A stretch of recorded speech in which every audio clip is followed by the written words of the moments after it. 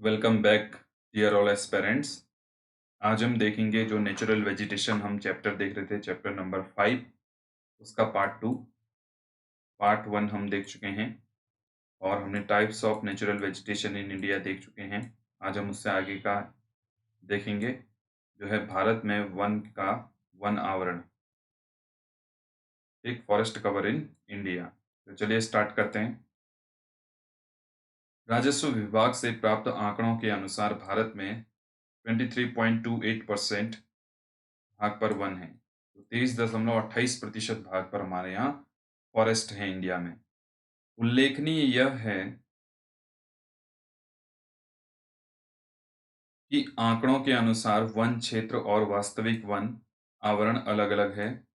One क्षेत्र राजस्व विभाग के अनुसार अधिसूचित क्षेत्र है, चाहे वहां वृक्ष हों या न हों, जबकि वन आवरण प्राकृतिक वनस्पति का झुरमुट है और वास्तविक रूप में वनों का ढका है, वनों से ढका है। कहने का मतलब ये है कि जो आपका वन क्षेत्र है, वो राजस्व के अनुसार होगा, राजस्व विभाग के अनुसार वहाँ पर फॉरेस्ट कवर एरिया हो या ना हो, लेकिन जो वन आवरण है, वहाँ पर फॉरेस्ट होगा ही होगा। ये इनमें डिफरेंशिएशन है। वन क्षेत्र राज्यों के राजस्व विभाग से प्राप्त होता है, जबकि वन आवरण की पहचान वायु चित्रों और उपग्रह से प्राप्त चित्रों से की जाती है। इंडिया स्टेट फॉरेस्ट रिपोर्ट 2011 के अनुसार वास्तविक वन आवरण केवल 21.5% है। उनमें से 12.29% भाग पर सघन वन और 8.75% पर विवृत वन पाए जाते हैं। वन क्षेत्र और वन आवरण दोनों में ही राजस्व भिन्नता पाई जाती है। जहां लक्षद्वीप में वन क्षेत्र शून्य है, वहीं अंडमान और निकोबार में 86.93% वन के अधीन है। 10% से कम वन क्षेत्र वाले राज्य मुख्य तौर पर देश के उत्तर और उत्तर पश्चिम भाग में स्थित हैं। ये राज्य राजस्थान, गुजरात, पंजाब, हरियाणा और दिल्ली हैं। गुजरात और राजस्थान और हरियाणा तो अर्धशुष्क इलाके हैं। तो यहाँ पर जैसी वेजिटेशन पाई जाती है, उस आधार पे बात की जा रही है कि राजस्थान और आपका जो गुजरात है, वो कैसा क्षेत्र है? वो आपका अर्धशुष्क क्षेत्र है, ड्राई जो एरिया है वो है। तो पंजाब और हरियाणा के अधिकतर वनों को कृषि के लिए साफ कर दिया गया है। तो पंजाब और हरियाणा एग्रीकल्चर लैंड ज़्यादा वहाँ देखने को मिलता है। तो इसलिए जो भी फॉरेस्ट कवर एरिया था, उसे हमने क्या कर दिया है, क्लीन कर दिया है वहाँ पर। तमिलनाडु और पश्चिम बंगाल उन राज्यों में से है जहां 10 से 20% भाग पर वन पाए जाते हैं। प्रायद्वीपीय भारत में दादर नगर हवेली, तमिलनाडु और गोवा को छोड़कर शेष सभी राज्यों में 20 से 30% भूमि वनों के अधीन है। उत्तर पूर्वी राज्यों में 30% से अधिक भूमि पर वन पाए जाते हैं। पर्वतीय स्थलाकृति और अधिक वर्षावन विकास के लिए उपयुक्त होती हैं। वन क्षेत्र की तरह वास्तविक वन आवरण में भी भिन्नताएं पाई जाती हैं, जो कि जम्मू और कश्मीर में 9.5% से अंडमान निकोबार में 84.01% तक है। भारत में वनों की वितरण तालिका परिशिष्ट 4 से यह स्पष्ट होता है कि 15 राज्यों में कुल भूमि के 33% से अधिक भाग पर वन पाए जाते हैं, जो कि पारिस्थितिक संतुलन बनाए रखने के लिए एक आधारभूत आवश्यकता है। वास्तविक वन आवरण के अधीन क्षेत्र के आधार पर राज्यों को 4 प्रदेशों में विभाजित किया जा सकता है।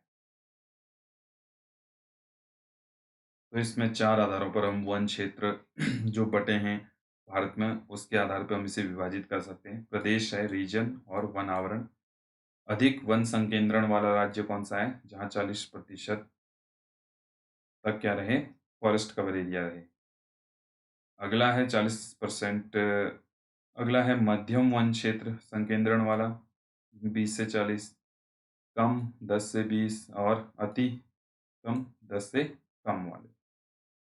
वन और जीवन, ठीक है ना, फॉरेस्ट एंड लाइफ। ये क्या है, इसे भी देख लेते हैं जरा। असंख्य जनजातीय लोगों के लिए वन एक आवास, रोजी-रोटी और अस्तित्व है। ये उन्हें भोजन, फल, खाने लायक वनस्पति, शहद, पौष्टिक जड़ें और शिकार के लिए वन्य जानवर प्रदान करते हैं। ये उन्हें घर बनाने का सामान और कलाकारी की वस्तुएं देते हैं। जनजातीय समुदायों के लिए वनों की महत्ता सभी सभी जानते हैं, क्योंकि ये उनके जीवन और आर्थिक क्रियाओं के आधार हैं। साधारणतया यह माना जाता है कि भारत के 593 जिलों में से 188 जनजातीय जिले हैं। तो ये बड़ा इम्पोर्टेंट है। भारत में ट्राइबल जो डिस्ट्रिक्ट हैं वो कितने हैं, तो 188 हैं, ठीक है ना।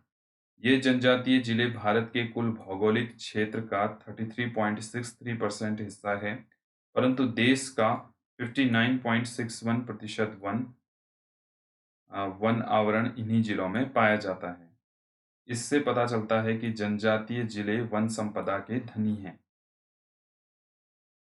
वनों और जनजाति समुदायों में घनिष्ठ संबंध है। इनमें से एक का विकास दूसरे के बिना असंभव है।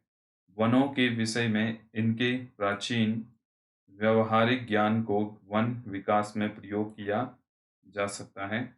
जनजातियों को वनों से गौण उत्पादन संग्रह करने वाले न समझकर उन्हें वन संरक्षण में भागीदार बनाया जाना चाहिए। तो ये तो हो गया आपका लाइफ एंड फॉरेस्ट। अब इसमें बात ये आती है लाइफ एंड फॉरेस्ट में कि जैसे ही आपके यहाँ जो ट्राइबल कम्युनिटीज़ हैं, वो जंगलों में रह रही हैं, उनका जो जीवन गुज़र-बसर करने का जो डेली यूज़ में जो वस्तुएँ आ रही हैं, वो जंगलों से ही वो परचेज़ कर रहे हैं या उपयोग में ला रहे हैं।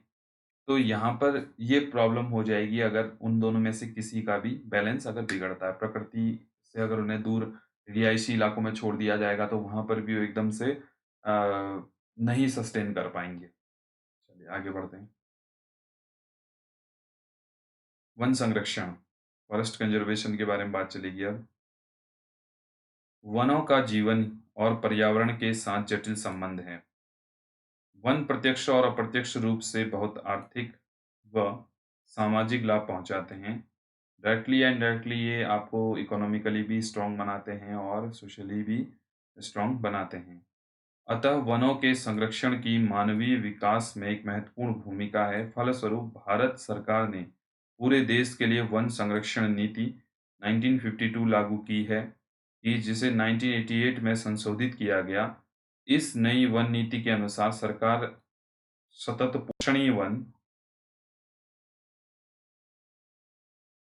प्रबंध पर बल देगी, जिससे एक ओर वन संसाधनों का संरक्षण व विकास किया जाएगा और दूसरी तरफ स्थानीय लोगों की आवश्यकताओं को पूरा किया जाएगा। इस वन नीति के निम्नलिखित उद्देश्य हैं। देश में 33% भाग पर वन लगाना, जो वर्तमान राष्ट्रीय स्तर से 6% अधिक है। पर्यावरण संतुलन बनाए रखना तथा पारिस्थितिक असंतुलन क्षेत्रों में वन लगाना, देश की प्राकृतिक धरोहर जैसे विविधता तथा आनुवंशिक पूल का संरक्षण, मृदा अपरदन और मरुस्थलीकरण रोकना तथा बाढ़ व सूखा नियंत्रण। निम्नलिखित भूमि पर सामाजिक वानिकी एवं वन रोपण द्वारा वन आवरण का विस्तार, वनों की उत्पादकता बढ़ाकर वनों पर निर्भर ग्रामीण जनजीवन को इमारती लकड़ी, ईंधन, चारा, भोजन उपलब्ध कराना और लकड़ी के स्थान पर अन्य वस्तुओं को प्रयोग में लाना, पेड़ लगाने को बढ़ावा देने के लिए पेड़ों की कटाई रोकने के लिए जन आंदोलन चलाना, जिसमें महिलाएं भी शामिल हों, ताकि वनों पर दबाव कम हो। तो ये सारे के सारे जो बातें की गई हैं, वो राष्ट्रीय स्तर पर कुछ विशेष मुद्दे रखे हैं जो राष्ट्रीय वन नीति के अनुसार बताए जाते हैं। वन संरक्षण नीति के अंतर्गत निम्नलिखित कदम उठाए गए हैं। सामाजिक वानिकी, सोशल फॉरेस्ट्री अब क्या है जी? ये देख लेते हैं। बड़ा इम्पोर्टेंट है ये।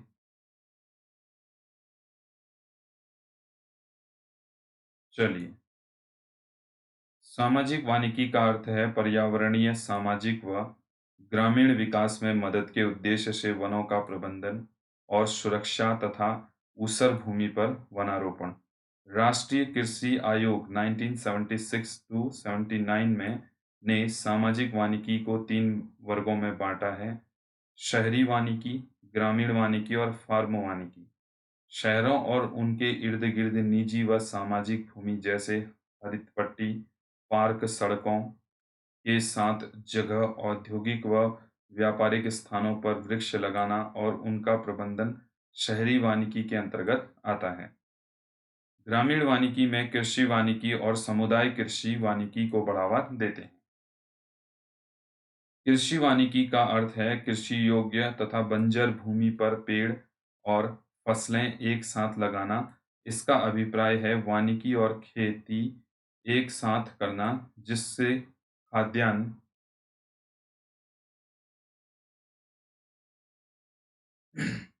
चारा, ईंधन, इमारती लकड़ी और फलों का उत्पादन एक साथ किया जाए। सामुदायिक वानिकी में सार्वजनिक भूमि जैसे गांव, चारागाह, मंदिर भूमि, सड़कों के दोनों ओर, नहर किनारे, रेल पट्टी के साथ पटरी और विद्यालयों में पेड़ लगाना शामिल है। इसका उद्देश्य पूरे समुदाय को लाभ पहुंचाना है। इस योजना का एक उद्देश्य भूमि विहीन लोगों को वनीकरण से जोड़ना तथा इससे उन्हें वे लाभ पहुंचाना जो भूस्वामियों को ही प्राप्त होते हैं। तो भूस्वामियों को अपने ज़मीन का खुद मालिकाना हक उनको मिलता है, तो इसके बारे में बात की गई है यहाँ। अगला है फार्म वानिकी। तो फार्म फॉरेस्ट्री भी देख लेते हैं, ये क्या है? फार्म वानिकी के अंतर्गत किसान अपने खेतों में व्यापारिक महत्व वाले या दूसरे पेड़ लगाते हैं। वन विभाग इसके लिए छोटे और मध्यम किसानों को निःशुल्क पौधे उपलब्ध कराता है। इस योजना के तहत कई तरह की भूमि जैसे खेतों की मेड़ें, चारागाह, घास स्थल, घर के पास पड़ी खाली जमीन और पशुओं के बाड़ों में भी पेड़ लगाए जाते हैं। वन्य प्राणी, वाइल्ड लाइफ के बारे में भी देख लेते हैं। आपने चिड़ियाघर में पिंजरों में जंतु और पक्षी दोनों देखे होंगे। भारत में वन्य प्राणी एक महान प्राकृतिक धरोहर हैं। यह अनुमान लगाया गया है कि विश्व के ज्ञात पौधों और प्राणियों की किस्मों में से 4 से 5% किस्में भारत में पाई जाती हैं।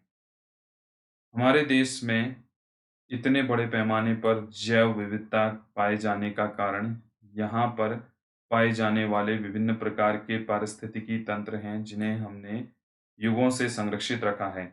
समय के साथ पारिस्थितिकी तंत्रों के आवास मानव क्रियाओं द्वारा प्रभावित हुए, परिणाम स्वरूप जैव प्रजातियों की संख्या काफी कम हो गई है। कुछ जैव प्रजातियां तो लुप्त होने के कगार पर हैं। वन्य प्राणियों की संख्या कम होने के मुख्य कारण इस प्रकार हैं।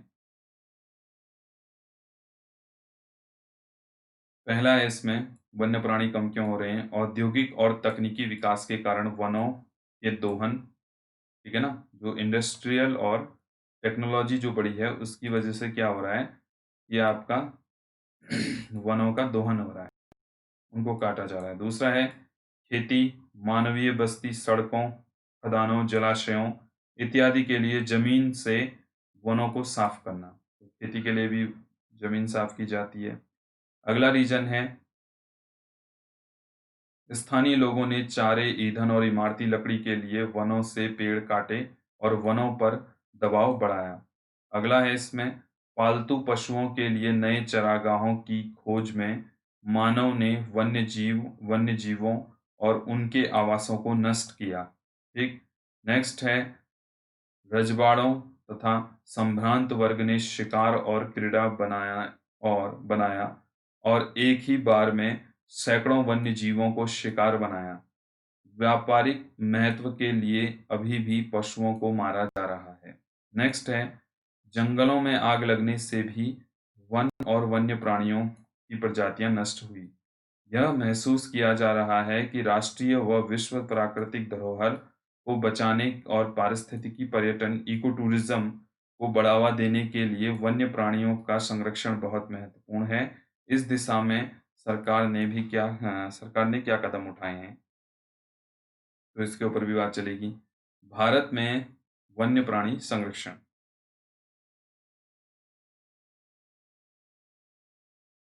भारत में वन्य प्राणियों के बचाव की परिपाटी बहुत पुरानी है। पंचतंत्र और जंगल बुक इत्यादि की कहानियाँ हमारे वन्य प्राणियों की प्रति प्रेम का उदाहरण प्रस्तुत करती हैं। इनका युवाओं पर महत्वपूर्ण प्रभाव है। वन्य प्राणी अधिनियम 1972 में पास हुआ, जो वन्य प्राणियों के संरक्षण और रक्षण की कानूनी रूपरेखा तैयार करता है। उस अधिनियम के दो मुख्य उद्देश्य हैं। अधिनियम के तहत अधिसूची में सूचीबद्ध संकटापन्न प्रजातियों को सुरक्षा प्रदान करना तथा नेशनल पार्क, पशु विहार जैसे संरक्षित क्षेत्रों को कानूनी सहायता प्रदान करना। इस अधिनियम को 1991 में पूर्णतया संशोधित कर दिया गया, जिसके तहत कठोर सजा का प्रावधान किया गया है।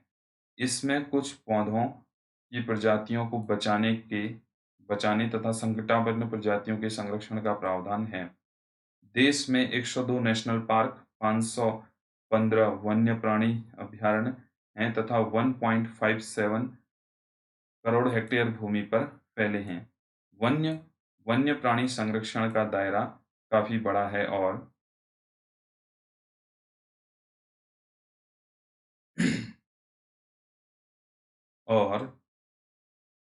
इसमें मानव कल्याण की असीम संभावनाएं निहित हैं। यद्यपि इस लक्ष्य को तभी प्राप्त किया जा सकता है जब हर व्यक्ति इसका महत्व समझे और अपना योगदान दे। यूनेस्को के मानव और जीवमंडल योजना मैन एंड बायोस्फीयर प्रोग्राम के तहत भारत सरकार ने वनस्पति जात और प्राणी जात के संरक्षण के लिए महत्वपूर्ण कदम उठाए। प्रोजेक्ट टाइगर 1973 और project elephant 1992, it is very important, जैसी विशेष योजनाएं इन जातियों के संरक्षण और उनके आवास के बचाव के लिए चलाई जा रही हैं। इनमें से प्रोजेक्ट टाइगर 1973 से चलाई जा रही है। इसका मुख्य उद्देश्य भारत में बाघों की संख्या का स्तर बनाए रखना है, जिससे वैज्ञानिक, सौंदर्यात्मक, सांस्कृतिक और पारिस्थितिक मूल्य बनाए रखे जा सकें। इससे प्राकृतिक धरोहर को भी संरक्षण मिलेगा, जिसका लोगों को शिक्षा और मनोरंजन के रूप में फायदा होगा। शुरू में यह योजना 9 बाघ निचयों आरक्षित क्षेत्रों में शुरू की गई थी और ये 16,339 39 वर्ग किलोमीटर पर फैली थी। अब यह योजना 44 करोड़ बाघ नीचियों में चल रही है और इनका क्षेत्रफल 36,988.28 वर्ग किलोमीटर है, जो 17 राज्यों में व्याप्त है। देश में बाघों की संख्या सन 2006 के अनुसार 1,411 से बढ़कर 2010 में 1,706 हो गई। ठीक है ना? तो बाघों की संख्या बढ़ रही है अभी के टाइम पे। एलिफेंट हैं, अपने प्राकृतिक आवास में हाथी। तो यह योजना मुख्य रूप से बाघ केंद्रित है, परंतु फिर भी पारिस्थितिकी तंत्र की स्थिरता पर जोर दिया जाता है। बाघों की संख्या का स्तर तभी ऊंचा रह सकता है जब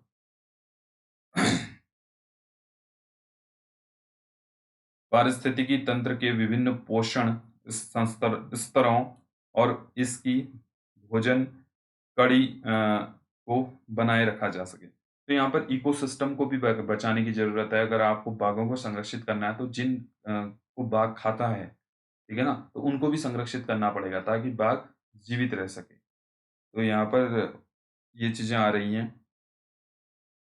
इसके अलावा भारत सरकार द्वारा कुछ और परियोजनाएं जैसे मगरमच्छ प्रजनन परियोजना, हंगूल परियोजना और हिमालय कस्तूरी मृग परियोजना भी चलाई जा रही है। तो इन सब का संरक्षण किया जा रहा है। ठीक।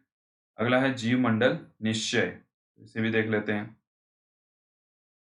जीवमंडल निश्चय आरक्षित क्षेत्र विशेष प्रकार के भौमिक और तटीय पारिस्थितिकी तंत्र हैं, जिन्हें यूनेस्को के मानव और जीवमंडल प्रोग्राम MAB के अंतर्गत मान्यता प्राप्त है, जैसा कि 5.1 में दिखाया गया है। जीवमंडल निश्चय 3 मुख्य उद्देश्य हैं इनके।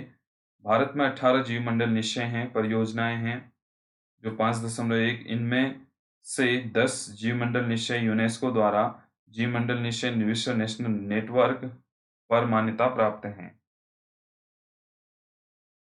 तो यहाँ पर आप देख सकते हैं जीवमंडल निश्चय के उद्देश्य। इस डायग्राम में दिए गए व्यवस्था है पहले, ठीक। पहले क्या है? व्यवस्था है अनुसंधान और देखरेख के लिए अंतर्राष्ट्रीय नेटवर्क, ठीक। जीवमंडल निश्चय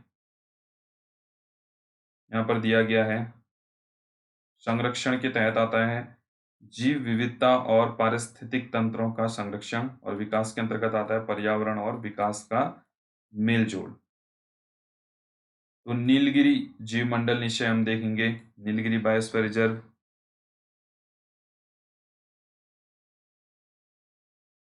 इसकी स्थापना 1986 में हुई थी। यह भारत का पहला जीवमंडल निश्चय है। इस निश्चय में वायनाड वन्य जीव सुरक्षा सुरक्षित क्षेत्र, नगरहोल, बांदीपुर, मदुमलाई, नीलंबूर और सारा वन से ढका ढाल, ऊपरी नीलगिरी पठार, साइलेंट वैली, सिंधुवानी पहाड़ियां शामिल हैं। इस जीवमंडल निश्चय का कुल क्षेत्र 5,520 वर्ग किलोमीटर में है। और ये है आपका जीवमंडल निश्चय जो इंडिया में है, उनके बारे में पूरा डाटा दिया गया है इस मानचित्र में। इस मानचित्र को आप देख सकते हैं कि यहाँ पर किस तरीके से पंचमढ़ी हैं और आपका अलग-अलग स्टेट दिए गए हैं। तो यहाँ पर आप देख सकते हैं बायोस्फीयर रिजर्व जो हैं इंडिया में। हम उत्तर से शुरू करें तो नंदा देवी उत्तराखंड में देखने को मिल रहा है, कंचनजंगा सिक्किम में है, डिब्रू साइकोवा, दिबांग, मानस, नाकरेक, ठीक, सिमलीपाल, अचनकमर, अमरकंटक, पंचमढ़ी, नीलगिरी, अगस्त्यमलाई और मन्नार की खाड़ी में भी एक आपको बायोस्फीयर रिजर्व देखने को मिल जाएगा। तो नीलगिरी के बारे में बात चल रही थी। नीलगिरी जीवमंडल निश्चय में विभिन्न प्रकार के आवास और मानव क्रिया द्वारा प्राकृतिक कम प्रभावित प्राकृतिक वनस्पति व सूखी झाड़ियां जैसे शुष्क और अर्धशुष्क पर्णपाती वन, अर्ध सदाबहार और अर्ध सदाबहार वन, सदाबहार शोलास, घास के मैदान, दलदल शामिल हैं। यहाँ पर दो संकटापन्न प्राणी प्रजातियों नीलगिरी ताहर और शेर जैसे दुम वाले बंदर की सबसे अधिक संख्या पाई जाती है। नीलगिरी निश्चय में हाथी, बाघ, गौर, सांभर और चीतल जानवरों की दक्षिण भारत में सबसे अधिक संख्या तथा कुछ संकटापन्न और क्षेत्रीय विशेष पौधे पाए जाते हैं। इस क्षेत्र में कुछ ऐसी जनजातियों के आवास भी स्थित हैं जो पर्यावरण के साथ सामंजस्य करके रहने के लिए विख्यात हैं। इस जीवमंडल की स्थलाकृति ऊबड़-खाबड़ है और समुद्र तल से 250 मीटर से 2,650 मीटर तक है। पश्चिमी घाट में पाए जाने वाले 80% फूलदार पौधे इसी निश्चय में मिलते हैं। अगला है नंदा देवी जीवमंडल निश्चय। नंदा देवी बायोस्फीयर रिजर्व भी देख लेंगे।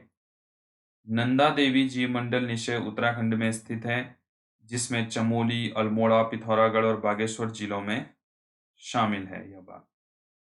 यहाँ पर मुख्यतः शीतोष्ण कटिबंधीय वन पाए जाते हैं। यहाँ पाई जाने वाली प्रजातियों में सिल्वर वुड लैटीपॉली जैसे ओर्चिड और रोडोडेंड्रॉन शामिल हैं। उस जीवमंडल निश्चय में कई प्रकार के वन्य जीव जैसे हिम तेंदुआ, स्नो लेपर्ड जिसे हम कहते हैं, काला भालू, भूरा भालू, कस्तूरी मृग, हिम मुर्गा, एक सुनहरा बाज और काला बाज भी पाए जाते हैं।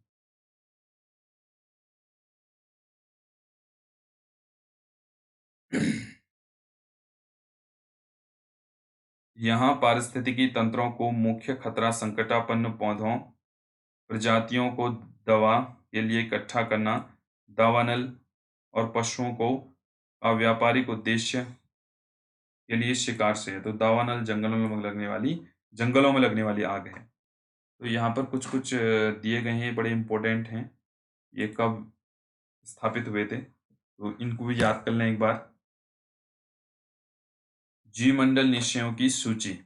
जीवमंडल निश्चय का नाम एवं कुल भौगोलिक क्षेत्र वर्ग किलोमीटर में नामित तिथि और स्थिति कहाँ है जी?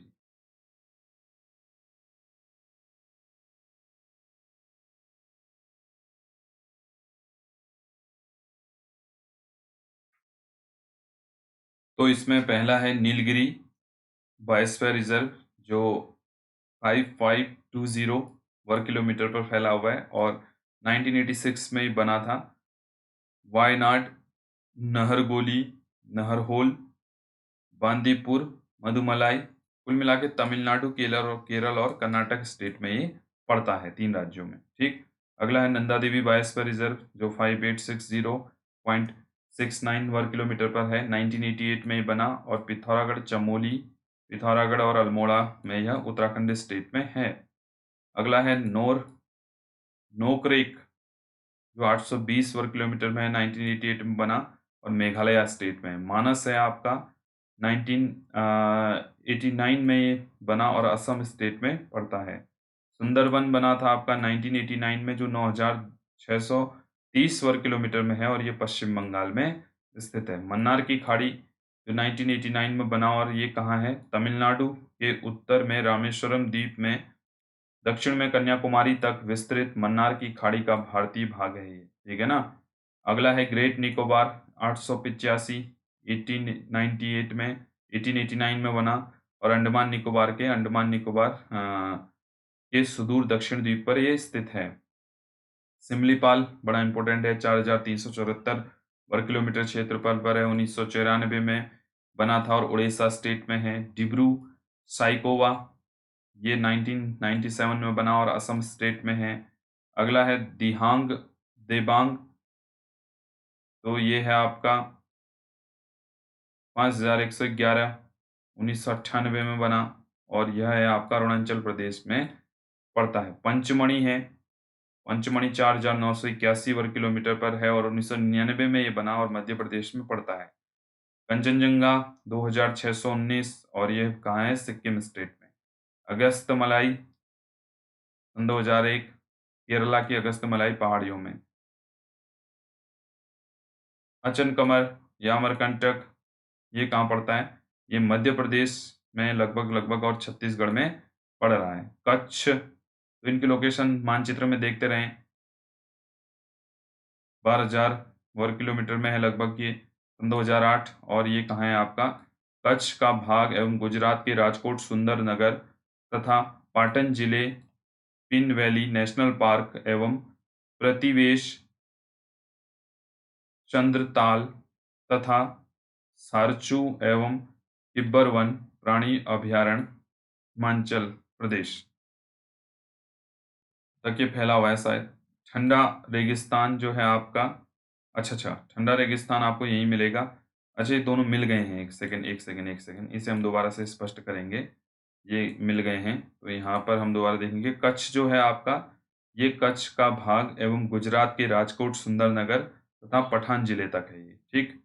और जो नीचे है वो है आपका ये वाला ठंडा रेगिस्तान जो है, वो पिन वैली नेशनल पार्क एवं प्रतिवेश चंद्रताल तथा सारचू एवं किब्बर वन क्षेत्र प्राणी हिमाचल प्रदेश। तो ये कहाँ है? ये है हिमाचल में, ठीक। दोनों अलग अलग है। अगला है इसमें शेष अचलम, ये है पूर्वी 2010 में बना। पूर्वी घाट में शेष अचलम की पहाड़ियां तथा आंध्र प्रदेश में चित्तूर तथा कुडप्पा जिले में के भाग पर पन्ना, ये एमपी में है, सन 2011 में बना।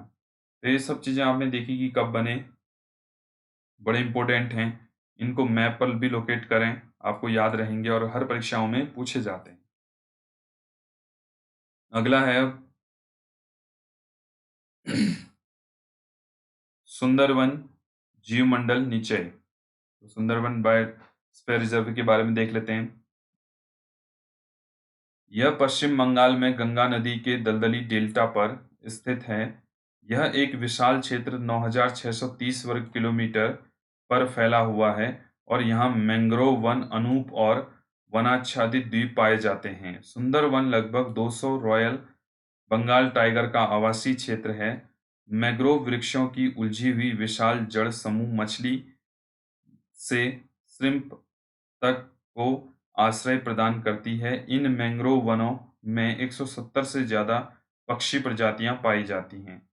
स्वयं को लवणीय तथा और ताजा जल पर्यावरण के अनुरूप ढालते हुए बाघ पानी में तैरते हैं और चीतल, भौंकते भौंकने वाले मृग, बार्किंग डियर, जंगली सूअर और यहाँ तक कि लंगूर जैसे दुर्लभ शिकार लंगूर जैसे दुर्लभ शिकार भी कर लेते हैं। सुंदरवन के मैंग्रोव वनों में हेरिसिएरा फोमीज जो कि जो बेशकीमती इमारती लकड़ी हैं ही पाई जाती हैं। तो यहाँ पर जो आपका सुंदरवन का जीवमंडल क्षेत्र है, ये मेन है बंगाल टाइगर के लिए फेमस। और बंगाल टाइगर के साथ साथ हमने आगे पढ़ा था कि जब हम बंगाल टाइगर या टाइगर के रिजर्व के बारे में देखेंगे तो उसके साथ इकोसिस्टम भी हम देखते हैं कि जो टाइगर है, टाइगर जिस चीज को खा रहा है तो वो चीजें भी वहां पर भरपूर मात्रा में उपलब्ध हों। तो अगला हम देखते हैं मन्नार की खाड़ी का जीवमंडल निश्चय। तो मन्नार की खाड़ी बायोस्फीयर रिजर्व कहाँ पर है, क्या है, इसके बारे में पढ़ लेते हैं। छोटा है, चलिए जी।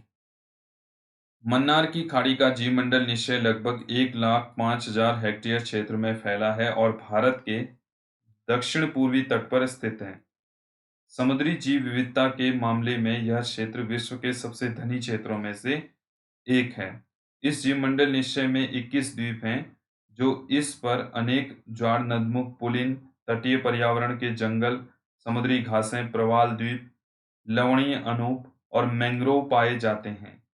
यहाँ यहाँ पर 3,600 पौधों और जीवों की संकटापन्न प्रजातियां पाई जाती हैं, जैसे समुद्री गाय, ठीक है ना। इसके अतिरिक्त भारतीय प्रायद्वीप क्षेत्र में विशेष 6 मैंग्रोव प्रजातियां भी संकटापन्न हैं। तो डियर ऑल स्टूडेंट्स, ये चैप्टर आपका समाप्त होता है और ज़्यादा से ज़्यादा इस चैप्टर को शेयर कीजिए। कोई अगर क्वेरी होती है तो कमेंट सेक्शन में लिखिए। तब तक के लिए जय हिंद, वंदे मातरम।